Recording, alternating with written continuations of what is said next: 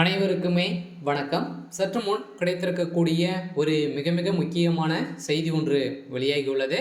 சற்று முன் அதானி கொடுத்த வாக்குமூலம். திமுக கூடாரத்தின் கதை முடிந்தது. இது மாதிரி செய்திகள் வெளியாகியிருக்கு. ஏற்கனவே அதானியுடைய பேச்சு இடத்தாலே திமுக பார்த்தீங்கன்னா பெரும் அதிர்ச்சியை அளிக்கக்கூடிய சம்பவங்களாக தான் பார்த்தீங்கன்னா திமுகவுக்குள்ளேயே மிகப்பெரிய சண்டையாக மாறி இருக்கக்கூடிய நிலைமை வந்திருக்கு.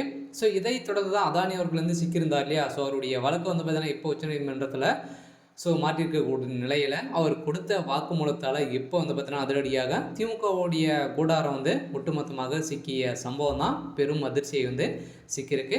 இந்த விஷயத்தில் யார் யார் சிக்கியிருக்காங்க, யார் யாருக்கெல்லாம் சம்மந்தம் இருக்குது அப்படின்றத தொடர்ந்து வீடியோவில் பார்க்கலாம். அதுக்கு முன்னாடி நம்ம சேனலுக்கு இப்போ தான் நீங்கள் முதல் முறையாக வந்திருக்கீங்க அப்படின்னா மறக்காமல் நம்மளுடைய சேனலை சப்ஸ்கிரைப் பண்ணி சப்போர்ட் பண்ணுங்கள். வாங்க வீடியோக்குள்ளே போகலாம். பார்த்தீங்கன்னா அதானியுடைய விஷயத்தில் திமுகவுக்கு தொடர்பு இருக்குது அப்படின்ற மாதிரி தான் பார்த்தீங்கன்னா அனைவராலும் எதிர்கட்சி தலைவர்களும் பேசி வரும் நிலையில் பார்த்தீங்கன்னா இதில் பார்த்தீங்கன்னா அண்ணாமலை அவர்கள் களத்தில் இறங்கி ஒரு மிகப்பெரிய சம்பவங்களாக செய்திருந்தார் இல்லையா? செந்தில் பாலாஜி அவர்களுக்கும் அண்ணாமலை அவர்களுக்கும் இடையே நிறைய வாக்குகள் ஏற்பட்டது. இதை தொடர்ந்து நீங்கள் பார்த்தீங்கன்னா செந்தில் பாலாஜி அவர்களுக்கு கேள்வி எழுப்பக்கூடிய நிலையில் மின்சாரத்துறை அமைச்சராக இருக்கார் இல்லையா? இதில் பார்த்தீங்கன்னா டெண்டர் கூடிய விஷயத்தில் அதானி கிட்ட 950 கோடிக்கு மேலே பார்த்தீங்கன்னா லஞ்சம் பெற்றதாக முதல்வர் ஸ்டாலின் அவர்கள் பெற்றதாக இப்போ பரபரப்பான செய்தி வெளியாகி வரும் நிலையில் தான் இப்போ அவர் கொடுத்த வாக்குமூலத்தால் ஒட்டுமொத்தமாக இப்போ கதையை முடிக்கக்கூடிய நிலைமை வந்திருக்கு. இருந்தாலும் அதானி அவர்கள் சிக்கிய சம்பவத்தினால தான் இப்போ பார்த்தீங்கன்னா அவர் கொடுக்கல அப்படின்னா அவர் ஜெயிலுக்கு போகக்கூடிய நிலைமை இருக்கும்.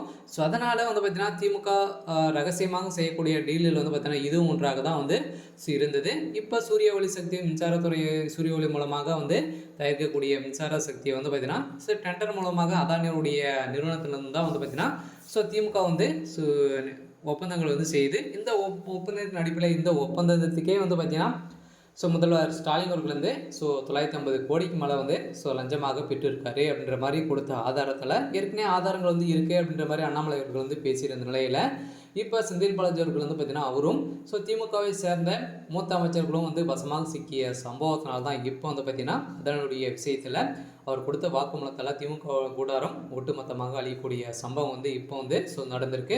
இருந்தாலும் திமுகவில் நடக்கக்கூடிய கொலை ஆவணங்களை பார்த்தீங்கன்னா ஏற்கனவே ஆணவத்தோடு செயல்பட்டு வரும் திமுகவுடைய அரசு மீது மக்களும் பார்த்தீங்கன்னா ஏமாற்றங்கள் அடைந்து இப்போ இந்த நிலைமை நேருக்கு நேராக பார்த்துட்டு வரும் நிலையில் வருகின்ற சட்டமன்ற தேர்தலில் என்ன நான் பண்ண போகிறாங்க அப்படின்னு தான் எல்லாருக்குமே கேள்விக்குறியாக இருந்தாலும் இதில் மூல காரணமாக இருக்கக்கூடியவர் யார் அப்படின்னா அது சபரீசன் அவர்கள் தான் அதானி விஷயத்தில் அவர் தான் டீல் பண்ணிட்டு இருக்கக்கூடிய ஒரே ஆள் சபரீசன். இவர் தான் அவர் கொடுத்த வாக்குமூலத்தால் இப்போ சபரீசன் அவர்கள் கைது செய்யப்பட்ட சம்பவம் பெரும் பரபரப்பை ஏற்படுத்தியிருக்கு.